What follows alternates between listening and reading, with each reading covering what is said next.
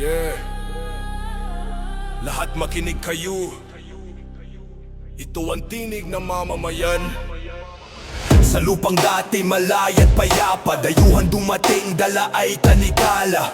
Mga mananakop iniwan ng sugat, hanggang ngayon sa puso'y may bigat. Sa lansangan galit ay sumisigaw, pang-aapi tila walang katapusan. Yaman ng bayan sa iilan na punta, habang masay luha ang kasama.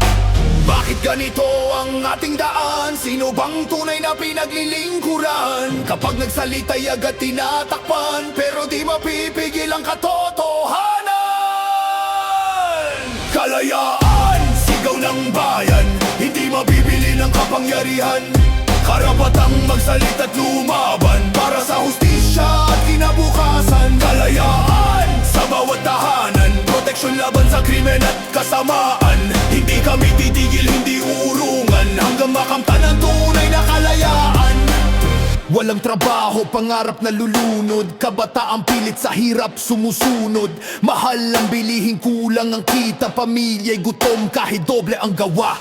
Edukasyon parang gintong presyo, diploma'y pangarap ng simpleng tao. Gamot at ospital, hirap lapitan, may sakit ka na nga, may utang ka pa rin naman. Sa komunidad, problemang patong-patong, walang matirahan, barong-barong sumisiksik. Korupsyon sa taas, parang apoy na lumalaki, habang pag-asa'y pilit pang winawasak lagi. Ngunit sa puso may apoy na buhay, pagbabago'y di dapat ikubli o itanggi kailanman. Kapag nagkaesa ang tinig ng mamamayan, walang paderang di mababasag ng katotohanan. Hindi kami takot, hindi magpapatahimik, boses ng bayan ay di kayang ikulong. Ang kalayaan ay karapatan, hindi pabor, hindi kasunduan.